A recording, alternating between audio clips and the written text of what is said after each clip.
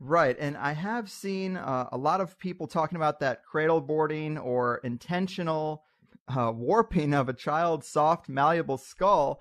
But there are several examples that clearly wouldn't fit into the category of being manipulated, right? It seems like it's natural to a degree in some minority of cases. Yeah, 100% of the academics state quite emphatically that all examples of elongated skulls are the result of cranial deformation. But we've found examples here in the Paracas area where there are skulls which are quite a bit larger than normal in terms of cranial volume. And there are other physical characteristics which make them different from what we call Homo sapiens sapiens. Hmm. And as far as people doing it intentionally or cultures doing it intentionally, their motivations apparently are kind of interesting, right? Yeah, the basic consensus is when descendants of these people have been able to be asked, why did your ancestors do this? They would say, it makes our children more intelligent. We find it aesthetically pleasing. And that is what the ancestors looked like.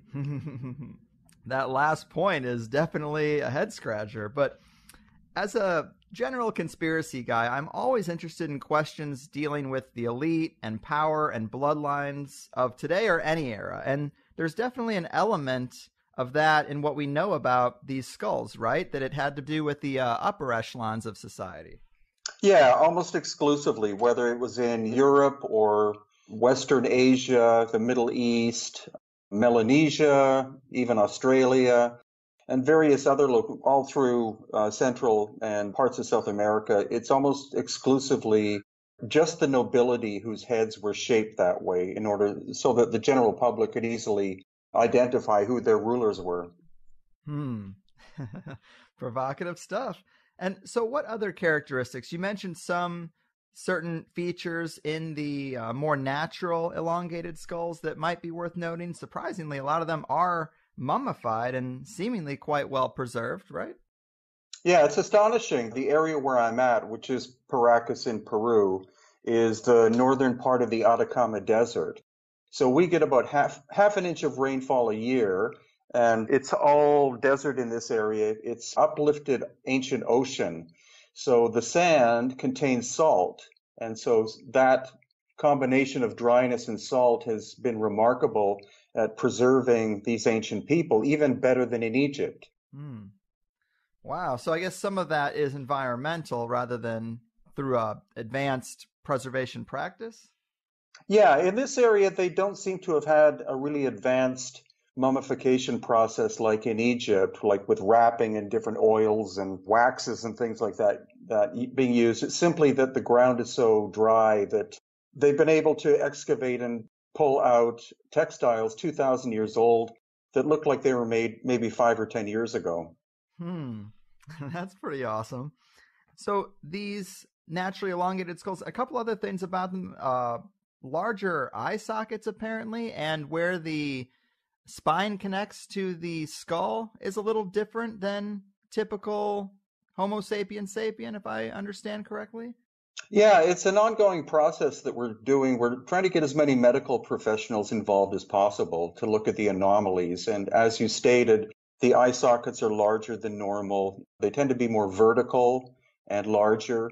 Also, where the spinal cord and vertebrae enter the skull underneath, the position of what's called the foramen magnum, which is the hole in the bottom of the skull, is much farther back than normal. So that would probably be an evolutionary thing in order to be able to balance these cone-headed skulls.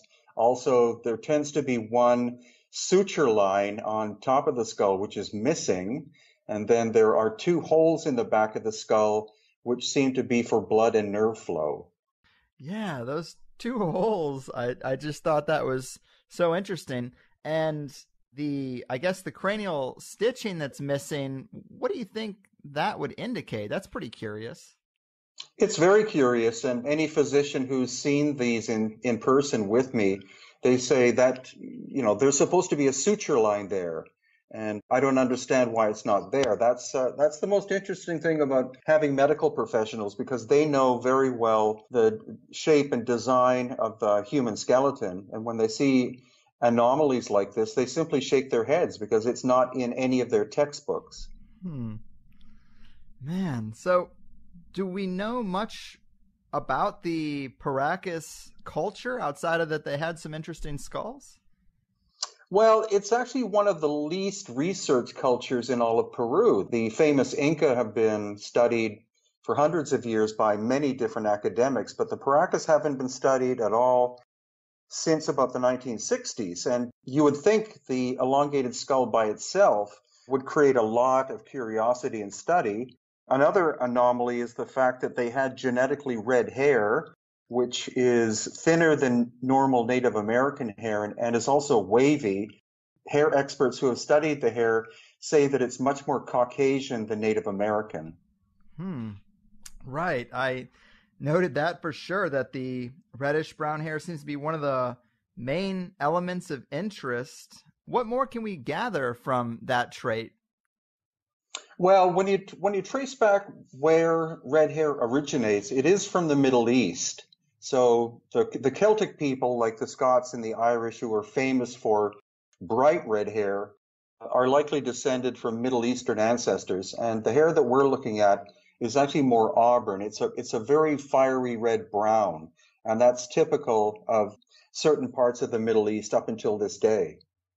There were a couple of quotes in a few of your books where I felt like people were equating this also to some areas of Europe or Nordic descent, which I thought was a little strange for red hair. Actually, no. If you look at the migration patterns into Western Europe, there were people with red hair whose ancestors thousands of years ago moved into areas such as Scandinavia through Russia, and actually Russia means the land of the red hair. so Huh. so that's the migration pattern. Mainly from, it seems the origin seems to be somewhere around the Caucasus, the Caspian Sea and the Black Sea. That's very interesting. And like you mentioned, the Paracas culture, one of the least researched cultures, but is there any insights we can get from the Incas or any of the other surrounding cultures of their day? Were they talked about at all? Well, the Paracas disappeared about 2,000 years ago, and the Inca rose about 1,000 years ago. But one of the connections I'm starting to develop is that the earliest Spanish chronicles talk about them seeing people with red hair and blonde hair in Cusco, which really shocked them because they literally wrote in their accounts, these people have lighter skin than we do. So because red hair is directly associated with very light skin, it's quite possible that the Paracas, when they were being exterminated about 2,000 years ago, that some of them were able to escape on an ancient trail or road eastward into the highlands of Peru and wound up as partial ancestors of the Inca who came later. Right on. So there's also stories in North America of giants. I don't hear elongated skulls associated quite so often, but I do hear red hair associated fairly often. And there's some apparently legends from Native American tribes that they used to do battle with red-headed giants. I don't know how much stock you put in some of those stories. I guess they have varying degrees of credibility, but have you looked at that angle at all?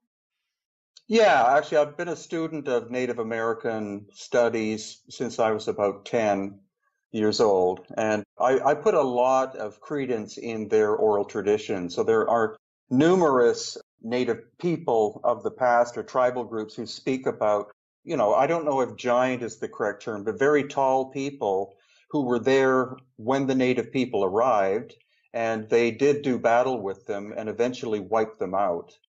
Yeah, and there are a lot of stories around the world, oral traditions that do talk about visits from fair-skinned people, apparently, and also red hair is mentioned a decent amount. But how often is an elongated skull highlighted in these stories? Because you think if they had that characteristic, that would be the top of the description chart.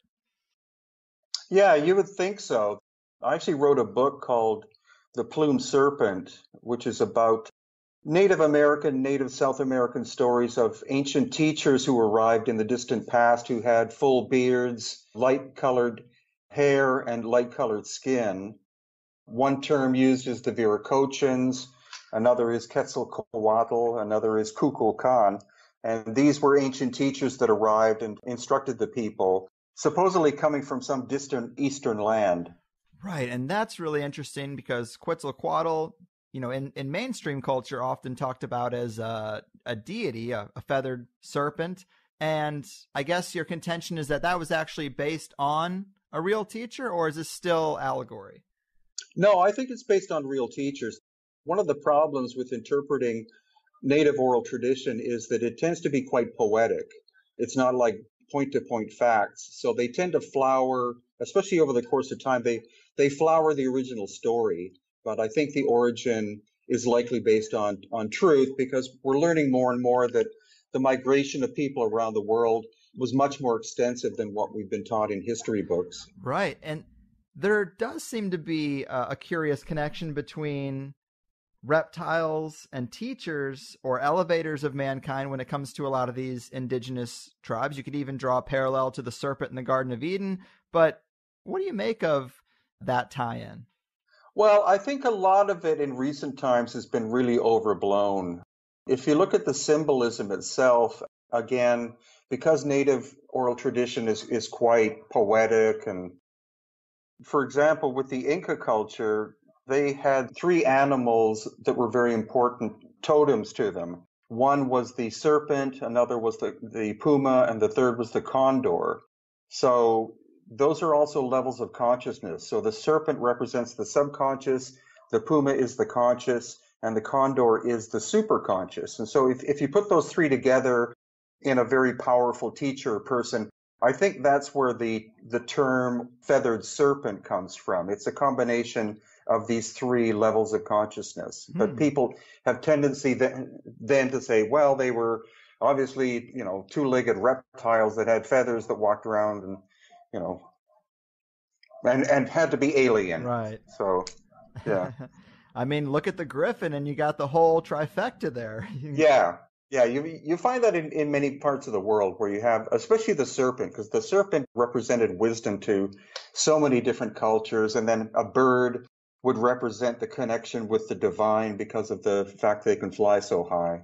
Yeah, it's just so interesting and curious that so many cultures that apparently didn't communicate arrived at some of the same symbolism. Yeah, that could be a basic component of human consciousness, rather than it being taught from one side of the world to the other. It might be a very root understanding that we have as human beings. That's true. That's true. Can't discount that possibility. And the condor is kind of interesting because, of course, Graham Hancock, he is very adamant about this pillar at Göbekli Tepe having significance. And it, of course, has a kind of cartoonish condor on it. Yeah, that, and also I think there are depictions of cats as well. The feline or the cat is another great symbol that is international in terms of ancient oral tradition. I love that stuff. And so to get back to the elongated skulls, apparently a lot of them are found around Tiwanaku and Pumapunku in Peru, which of course are a pair of the many megalithic sites being talked about now. But what can you tell us about those sites that make them so interesting to you? Well, the interesting thing is, because I've been traveling around in South America for years and have visited sites like Pumapunku and Tiwanaku, I've been there more than 50 times. Again, of course, I wrote a book, and the book is about the elongated skulls of Peru and Bolivia. And in general, wherever we find a megalithic site, if there is an on-site museum, we'll find evidence of elongated skulls having lived there.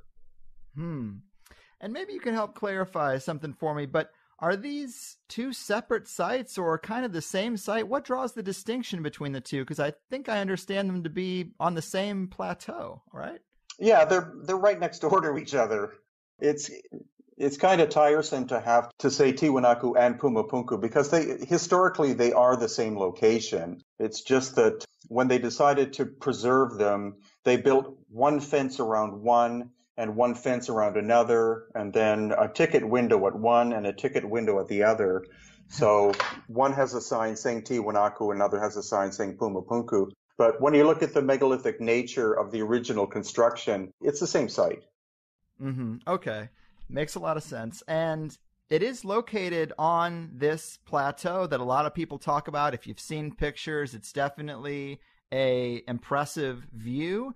Do you think that plateau is natural? Because some people suggest that it might have been laid as the base for this Pumapunku complex. Yeah, it's got a really interesting history because the conventional story, which, as usual, doesn't make any sense, is that it was a Bronze Age culture called the Tiwanaku who constructed all of this. And some of the stonework would be very difficult to replicate today with modern high-tech power tools. So that you have to throw that story out immediately.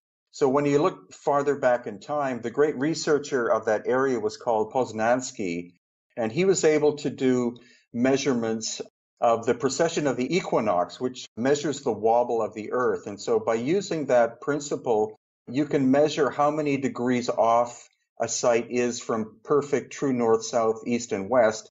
And he believed that Pumapunku and Tiwanaku were originally constructed about 15,000 years ago, which scholars throw out the window. But if you look at that time period, at least 12,000 years ago, Lake Titicaca was 100 feet higher than it is today. And so its shoreline would have been at Tiwanaku and Pumapunku. So it does seem like the site was built up in order to make sure that it was slightly higher than the lake level, and therefore it could have been a port of some kind. Interesting. And I guess with this date of 15,000 years old, would that put it more in line with the Paracas time period? Are you of the mindset that they had something to do with the building? No, because the Tiwanaku culture did have elongated skulls, but they basically are the result of cranial deformation. So they existed between 2,000 and 1,000 years ago. The conventional story of the Paracas, which is still an open book, is that they spontaneously arrived in this area about 800 BC and then disappeared about 100 AD. Oh, okay. So I wasn't quite sure how far back they went. I actually thought it was going to be a lot further back. 800 BC is kind of a little surprising. Well, that's the conventional timeline. We don't know yet. That's why we're planning on doing a lot of radiocarbon testing samples from the Paracas to see their exact age. And I'm still trying to research where their first location of habitation is. Right. Interesting. So also, I wanted to ask about, there's actually a long strip of land called the Path of Viracocha, where apparently a lot of interesting things are found, including the stuff we're talking about, right? Yeah, it's really interesting. It's an energetic line. It's part of the Earth's grid system of energy. It goes from more or less the north coast of Peru, where Peru meets Ecuador, down in a southeasterly direction. And along that line are almost all of the ancient megalithic sites, including Tiwanaku, the Island of the Sun, Machu Picchu, Cusco itself, and other locations. That brings in the kind of esoteric idea that these sites were used energetically. Yeah, I really am intrigued by that perspective. With my limited understanding, I don't necessarily know how they could be used, but what does your research show? What do you think some of the possibilities of how they could have used this grid would be? Well, again, the main thing we have to do is throw the conventional archaeological ideas out the window, because these sites are clearly older than any known culture of the area. And of course, we can get into Egypt as well, which is another area that is all about that. And so the megalithic work had to have been done using forms of high technology, and in some cases, technology beyond our capability, which most people won't accept, but that is the fact, because we've taken many engineers and stonemasons to these locations, and when they see the precision of the stonework, they say, I don't know how I could do that. And that's another interesting question I had for you, is some researchers talk about, because of utilization of something like a global energy grid, they think that maybe there was a global culture. Do you think that's necessary, or do you think it could have been just like higher society than we typically think, kind of like today, but not necessarily one community? Well, I think there were at least three ancient highly evolved societies. I don't think there was one. And the reason why I think that is that the construction techniques that we see are quite different. The work in Peru and Bolivia tends to be very organic, very polygonal shaped stones that tightly fit together. When you go to Egypt, it's much more cubic and linear. And then Pumapunku and Tiwanaku are unique on the planet. There is no building technique that was used anywhere else except there.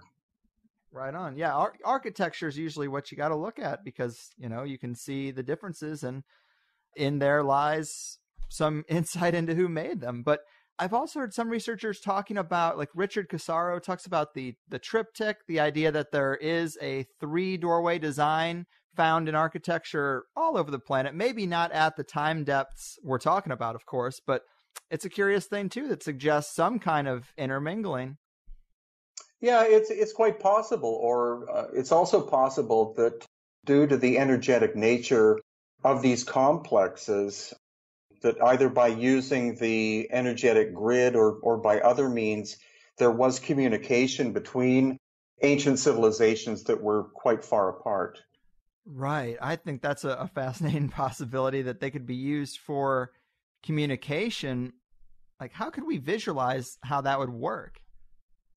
Well, I think to kind of overdo it would be to say that they were like stargates, but I think portal is much more useful term because we see these very strange depressions in stone walls, especially around the Cusco area, quite often the size of a refrigerator. So somebody can stand up inside this solid stone depression. Usually the stone contains quartz crystal, which of course is used in electronics in modern times. So it's quite possible that the stone was specifically selected for its energetic properties in order to be able to utilize the Earth's energy to amplify that energy and be able to direct it either through sound or possibly even vision or video of some kind. Wow. Vision or video, I think, is pretty awesome. Portals typically, I think, indicate travel, and I have seen those things you're talking about, those little stone doorways that are carved out of stone, and it just looks like, man, maybe there was an extra piece there at some point or something. But has there been very many anomalous type of elements found around these areas that could maybe connect to some type of technology? Well, the interesting thing is that we're looking at a level of knowledge which is theoretical to us because they don't seem to have appeared to use technology as we see it. Like, this computer that I'm looking at that's got buttons and, a glass front and stuff like that. So that's what makes it very difficult to figure out, but it makes it very intriguing. And I think it's also the reason why standard academia runs away from these topics or makes fun of them, because it's way beyond their capability to even attempt to figure out. Right. We talked a little bit about oral traditions. Can you tell us about any oral traditions that describe these areas or what they were used for as portals or as technology? Well, actually, there's one location which is called the Coricancha, which is in the center of Cusco, which was the capital of the Inca. And the precision of its construction is absolutely astonishing. You can't fit a human hair in the joints between the stones. It's that precise. So the Inca, of course it said the Inca built this and they made it their holy of holies, but there's no way the Inca could have built that structure because they were a Bronze Age technology, and the stone that was utilized is basalt, which is very hard, and the quarry is something like 45 kilometers away, and you're looking at millions of pounds of stone. So I think what happened is that because they were a spiritual people, they were able to pick up that when they were in the center of the Coricancha, that the energy was slightly different in that it would put them into a slightly alternate state of consciousness. And so I think that's why they used it as their holy of holies. But I think originally the power that was, or energy that was being generated was much, much higher than even when the Inca found it in ruins. That's interesting. And some researchers have also pointed out that in ancient cultures, Egypt in particular, there seems to be a much closer connection between their spirituality and technology than there is today, at least on the surface. But have you given any thought to that aspect and how closely those things do seem interrelated in the past? Yeah, I think there was a much more of a whole brain approach in the past. I think that people, now we're hyper specialists in areas, Mm-hmm. whereas I think in the past, people of the noble spiritual class were probably disciplined in many different areas and utilized both the left and right brain in order to develop a more substantial concept of consciousness and awareness. Mm-hmm. Yeah, it seems like that might be a slightly better approach to life. But another question I had for you about that path of Viracocha. Apparently, there are several caves there with ancient burial sites and ancient elongated mummified skulls or skeletons. And I'm always interested in caves and deep caverns into the earth. Is there anything else you can tell us about these caves or some of the more intriguing finds from inside them? Yeah, actually, caves were used a lot for burial. Especially there's a major complex called Ollantaytambo, which is part Inca, part megalithic. The basic thing we know about the Inca is that they discovered when they first entered Cusco in the Sacred Valley, they found ancient sites in ruins, as if they had been destroyed by some cataclysm. And so they adopted them and made them religious, spiritual sites. But a few months ago, my wife and I went to see the last Inca drawbridge, which is made out of natural rope. There used to be hundreds of them, but now there's only one left. And on the way back from there, because our taxi driver was local and quite informed about the ancient cultures, he took us to the opening of a tunnel that we went into 300 or 400 yards.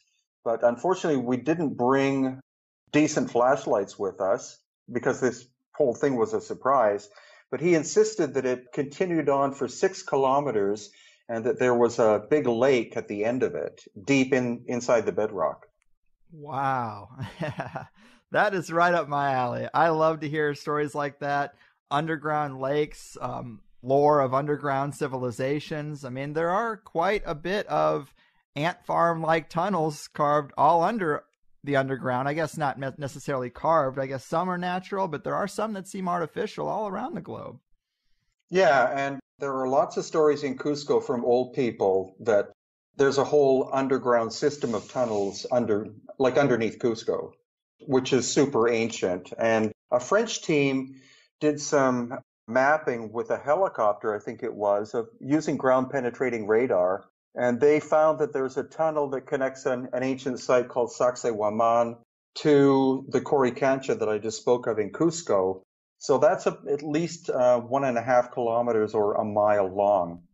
Gosh, it's so impressive. And it's so odd because you would think that it'd be easier to travel between these places along the surface rather than cutting a huge underground tunnel, or if it's natural, building sites above a tunnel so that you could travel between them. I guess, might the suggestion be that the environment was different at that time, or would there be some reason why they would travel underground rather than on the surface? Well, it's hard to really know at this point. The entrance to the tunnel has been blocked at both ends by the government because people kept going in and disappearing or whatever. But that should be people's right to disappear. It should be. You should be able to risk it if you want to.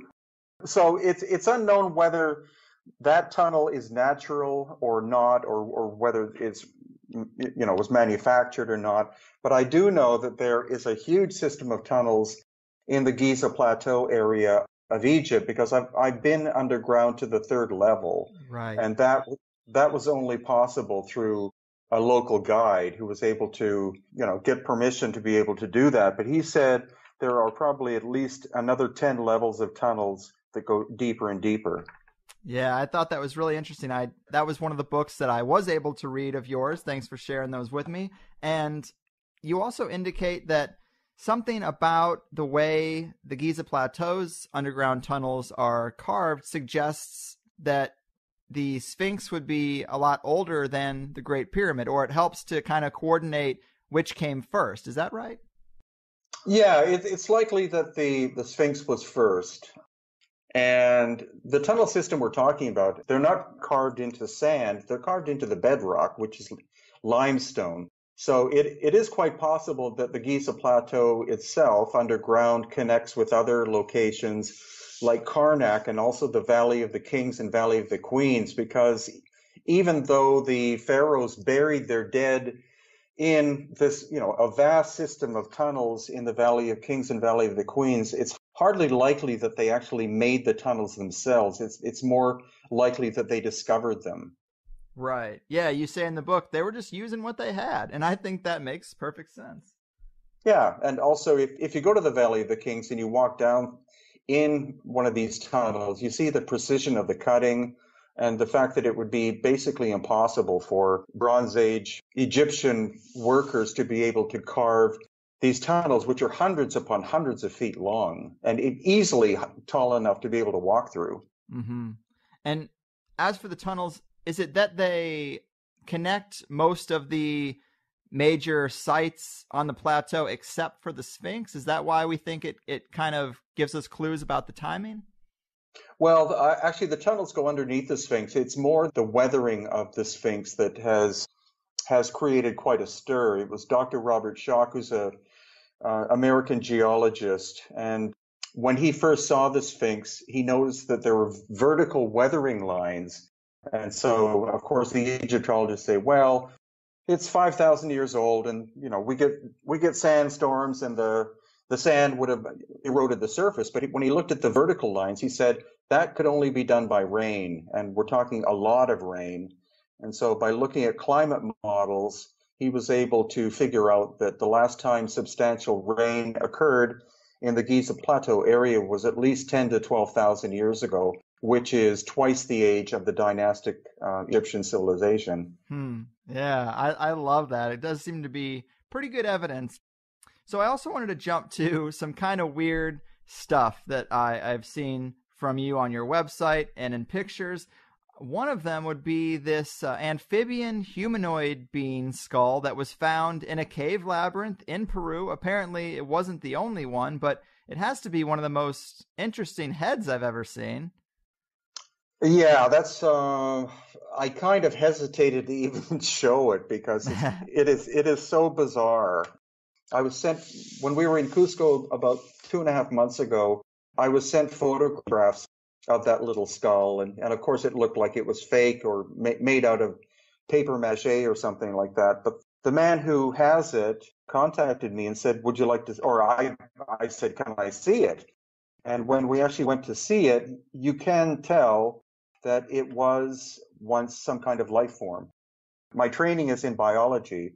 Also, good for them, they took it and also this very large 3-fingered hand to be x-rayed in Cusco at a hospital. And the radiologist who both took the x-rays and examined these artifacts said, yeah, I think these are, these were once life forms of some kind. I don't know what, but they don't seem to be fake. And he kept insisting, these are not fake. These, this is bone, this is skin. What it is, I don't know. Yeah, and I love that 3-fingered hand as well. It's got fingers that are much longer than ours. At first, I thought it was the bones of some type of fin without the blubber on it, but that theory was tossed out the window when you zoom in on the fingernails. And that's a little creepy, but it is clearly a hand of some kind. Yeah, the elongated skulls are one thing, but these I was in complete shock with. And we happen to have 2 local native healers / shamans with us looking at them.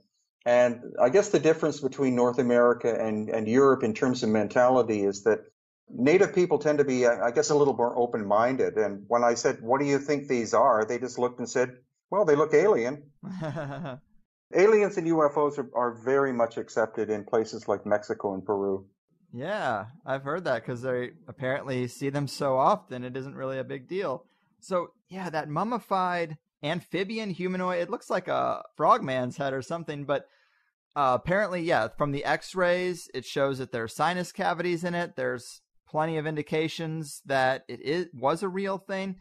Can you tell us about anything else? Was this three-fingered hand found near the frog's skull?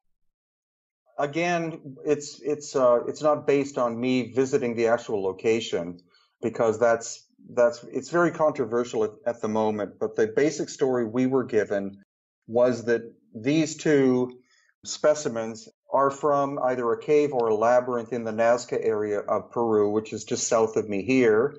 And they were found in a large stone sarcophagus containing numerous other body parts of odd-looking beings, and that the white material that's on the surface is actually the clay of the area. It's what the ground is made of.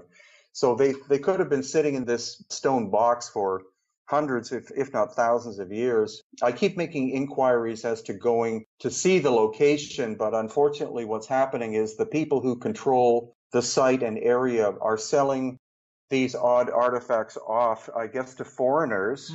And so they don't want anyone there, because if the government finds out where this location is, they will immediately move in and grab it as an ancient historical site. So these people are supposedly quite armed and dangerous. But I am still trying to negotiate to try to go, even if they have to blindfold me or something. I'd like to see if there is more to this. But the two people who are acquainted with these objects, they're very honest people. They don't want to make money from this. They're just curious, like we are, as to what these things are. And hopefully DNA testing will be done, and radiocarbon, to see how old they are. Yeah, absolutely. I would love to know more about them. But yeah, unfortunately, it just is what it is right now. But studying oral traditions as you have, is there anything in the area in terms of oral stories or traditions that could tie into these findings? There's so many stories, as you mentioned, about people having sightings, mainly of glowing orbs or, flying saucers or discs, etc.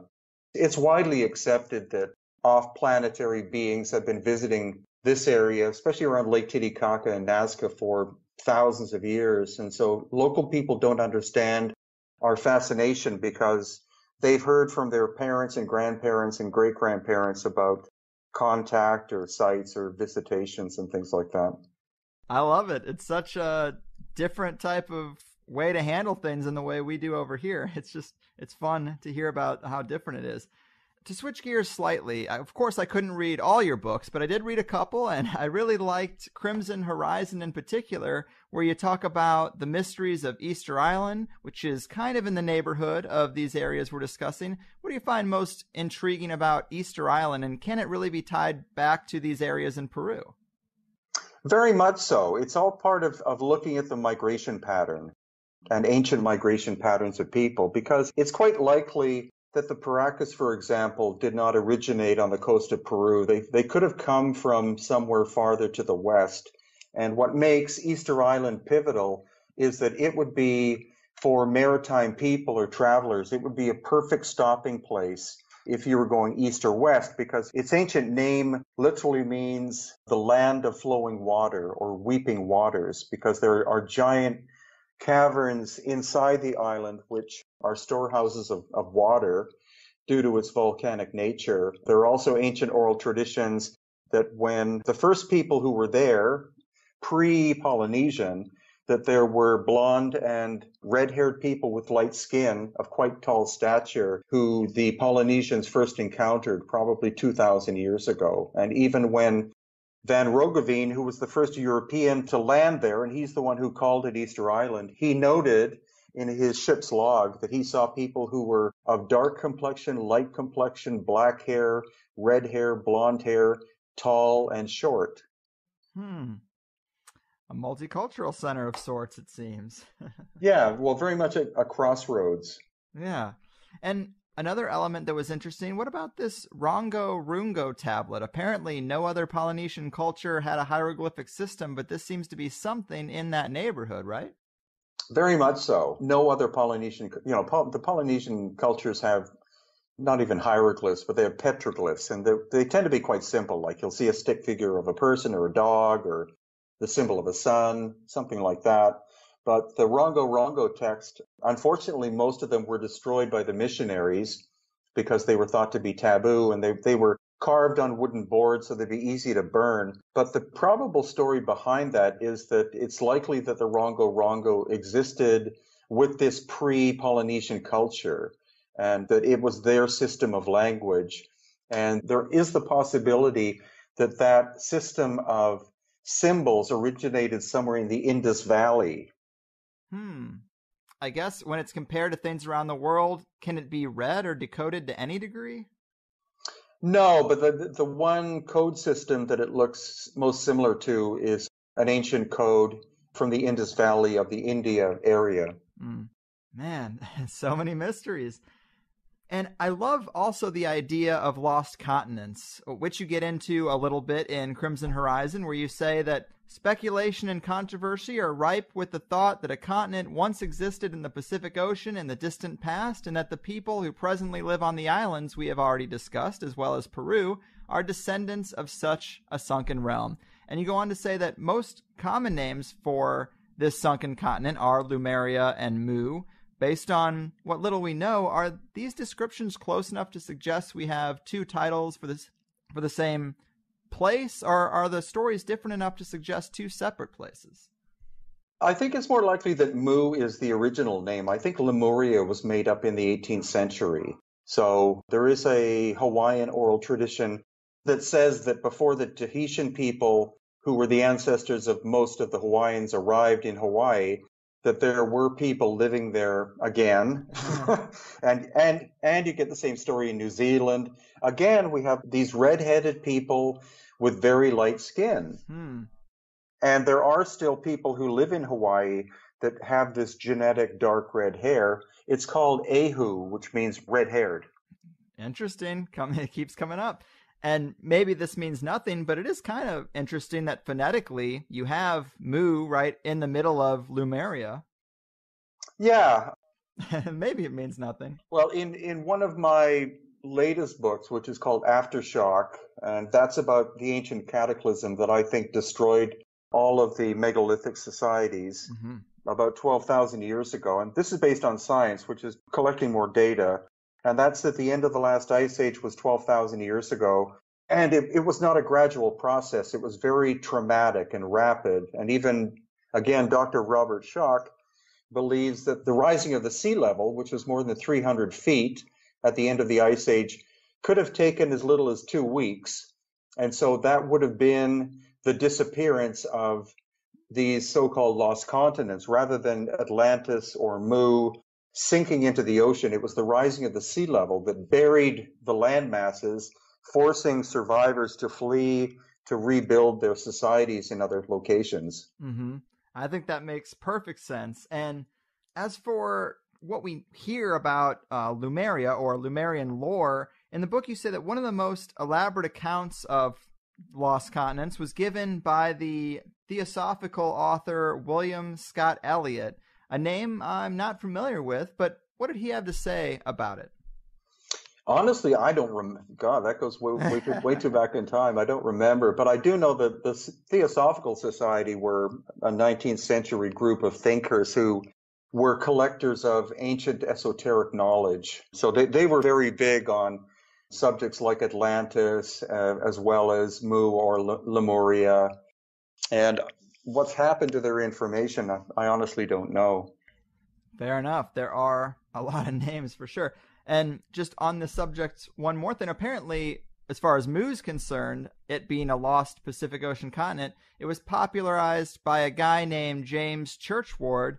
You relay his story, saying that Churchward claimed that while he was a soldier in India, he befriended a high-ranking temple priest who showed him a set of ancient clay tablets, supposedly in a long-lost Naga Maya language, which only 2 other people in India could read. Having mastered the language himself, Churchward found out that they originated from, quote, the place where man first appeared, called Mu. Gotta love it, man. Very provocative. I guess, is there anything else noteworthy? Obviously, we're grasping at threads when it comes to a lost continent, but is there anything else in your studies that you found interesting about that idea of a lost continent in the Pacific? Yeah. Churchward wrote, I think, 4 or 5 books. And of course, he was laughed at the time by academics, but he did a lot of on the ground investigations, and that's where he was able to develop these possible connections between the ancestors of the Maya and areas of India, Tibet, and maybe Nepal. Again, that's where, we were just discussing the whole idea about the Rongo language may have come from the Indus Valley area. And that tells us that people were traveling, utilizing the Pacific and Indian Oceans a lot in the distant past. I think what's curious is I lived on Maui for 2 years, being involved in a cultural project there.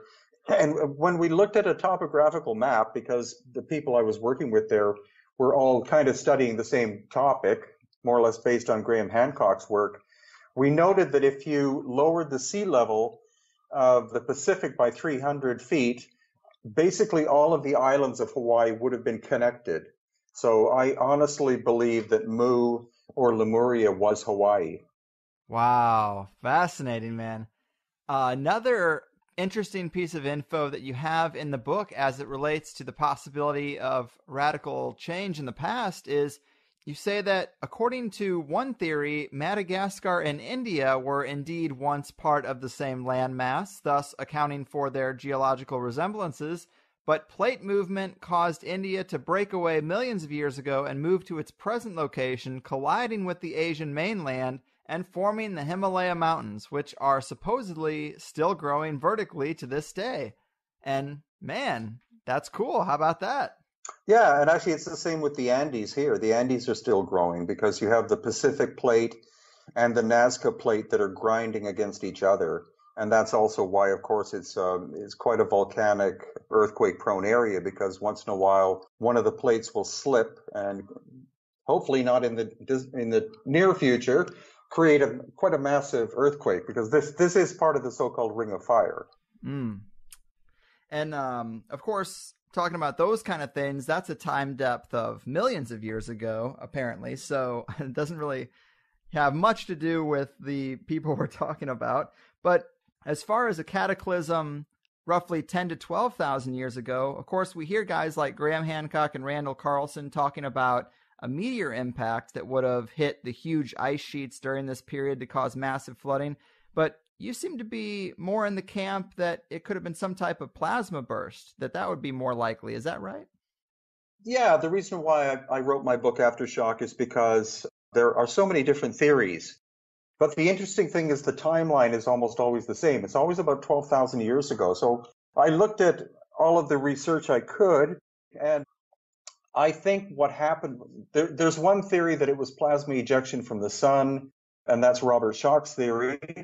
Another theory is comet or comet part impact or close flyby, which would be more of the Graham Hancock idea.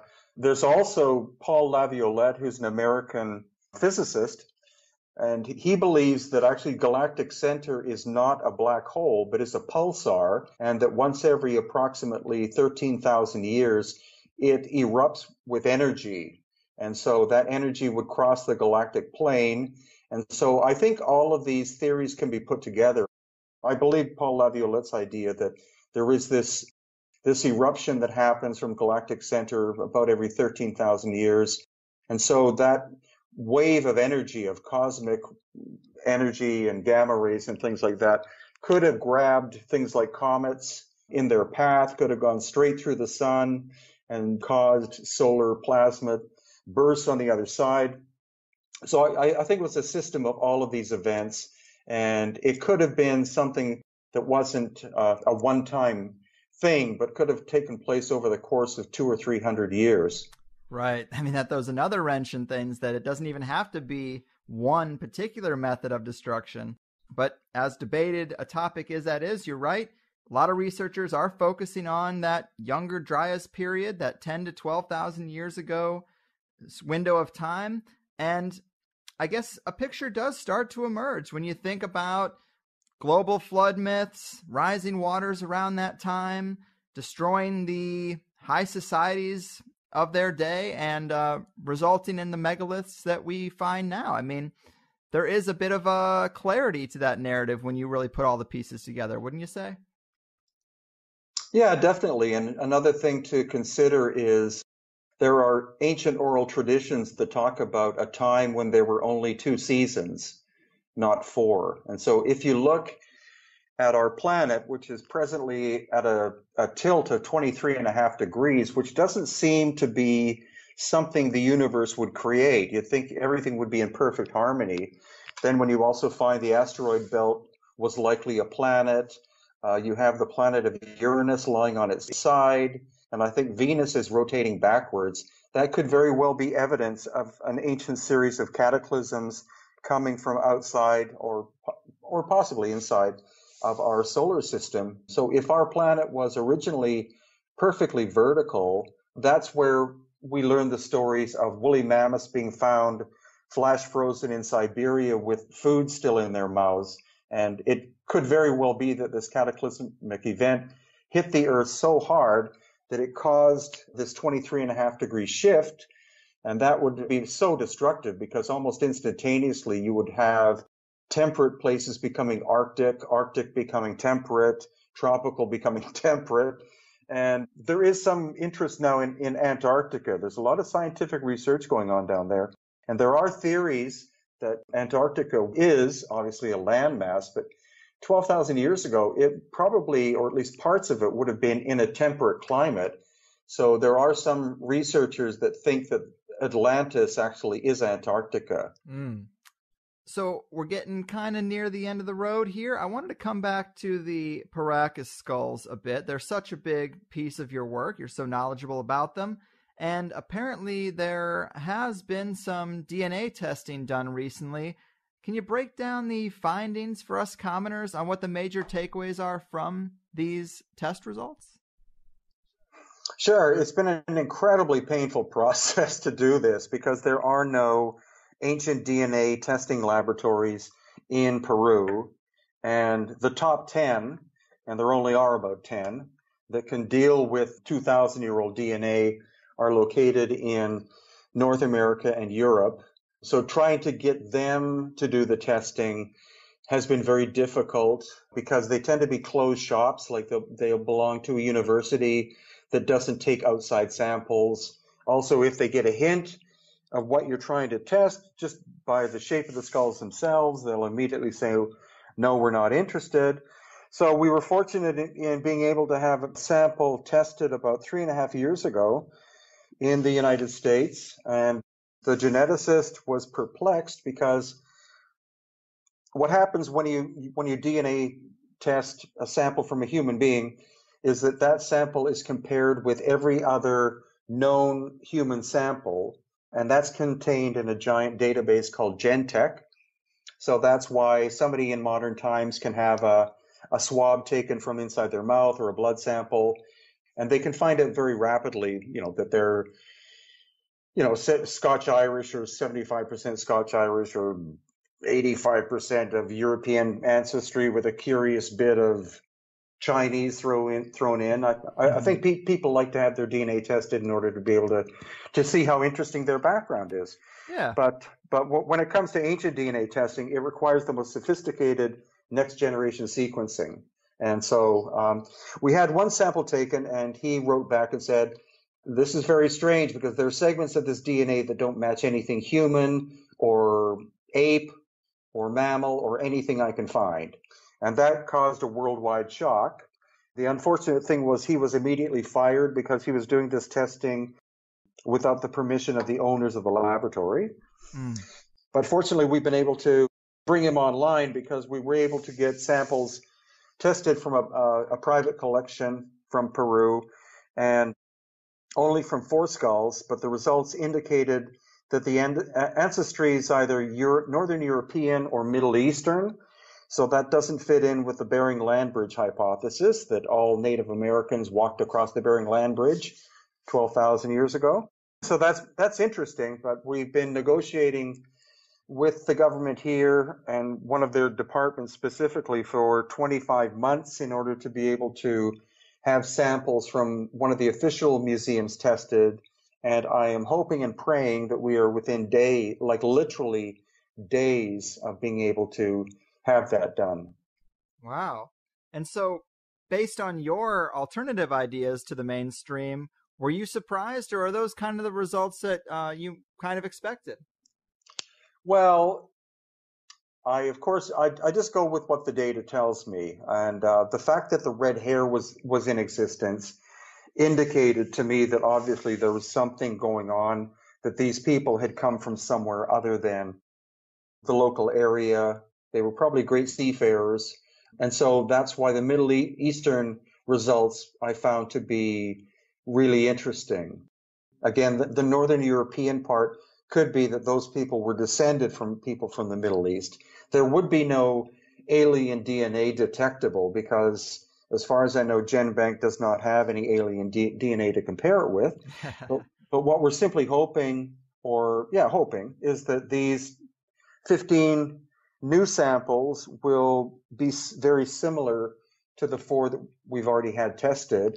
And if that's the case, then that builds a strong story of a migration of an ancient people that nobody cares about except me. Well, that will be exciting to get those results too, and see if it just adds more fuel to the fire or if it takes us in a totally different direction. Right. And I'm also curious, it does seem like a lot of museums seem to be kind of removing these elongated skulls from view as they get more attention, but are there places left where a regular person can go in and see skulls like this on display, or have they all been taken down to the basement at this point? No, actually, the Eka Museum, which is about an hour's drive from here, has the largest elongated skull I think ever found or that I've ever seen. And it's been on display for 40 or 50 years. Nice. They have a collection of at least 100 in the back room, which I've seen. Then you have the Lima Museum, which is the National Museum of Archaeology and Anthropology. They have, I think, 7 on display, but likely 500 to 1,000 in the back room. And then our little Paracas Museum here has 45 elongated skulls. And when people come and visit, they're allowed not only to look at them, but take photographs and video. Wow. I guess I would ask, because we know that there was some cradle boarding, or actually people were forming these skulls versus some that were natural. What kind of ratio are we talking about when it comes to ones that seem natural that you've seen on display? It's about 4%. Right on. Hey, that's something. Yeah. And actually we found the specific location of where the largest skulls came from. They all came from the same cemetery. So that means they're all likely related. Wow.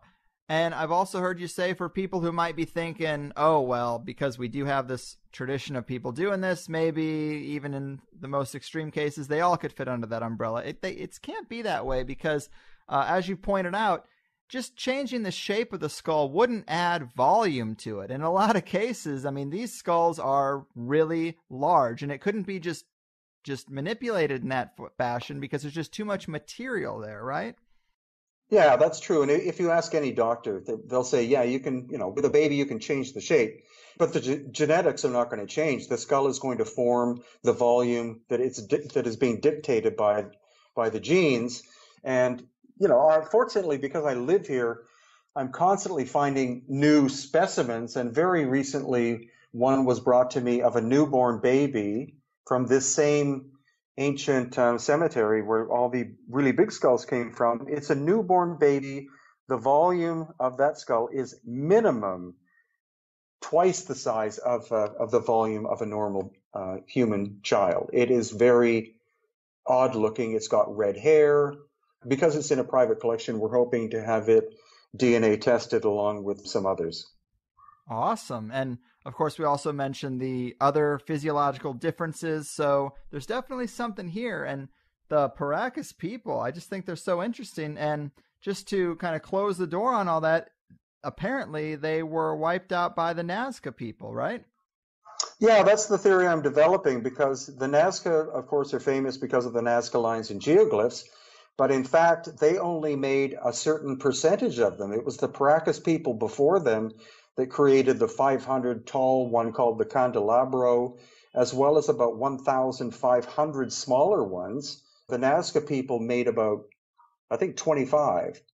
But the Paracas people made more than 1,000. Damn. Well, the world is definitely not short on mysteries. I'm glad guys like you are out there doing the dirty work to relay all this information to the lazy folks like me. Super impressive stuff. And I know you also do tours, which I, for one, am really interested in. I'm sure other people would be as well. Tell us a bit about your tours, what they entail, and the ones you might have coming up for people to be able to join in on. Sure. Well, my wife and I do tours about 25% of the time, which is maximum what we do, because we love to provide a quality experience for people. I don't want to be a tour guide, but I love to share these locations with people. All of them can be found at hiddenincatours.com, which is also a massive database. Only 5% of the website is about tours. The rest is all free information. So we have, it's too late to join the March tour of Egypt, but we have one in Cusco in June about the Inca, another one in August, which focuses on the elongated skulls of Peru. And then we have another one in November, which is with author Robert Boval, who's a good friend of Graham Hancock's and a great author. And then we have another one in Mexico in January of 2018. Beautiful. I would love to take one of those sometimes. I mean, it seems like maybe my best chance to see a natural elongated skull if I'm on the right tour, right? That's right. Beautiful.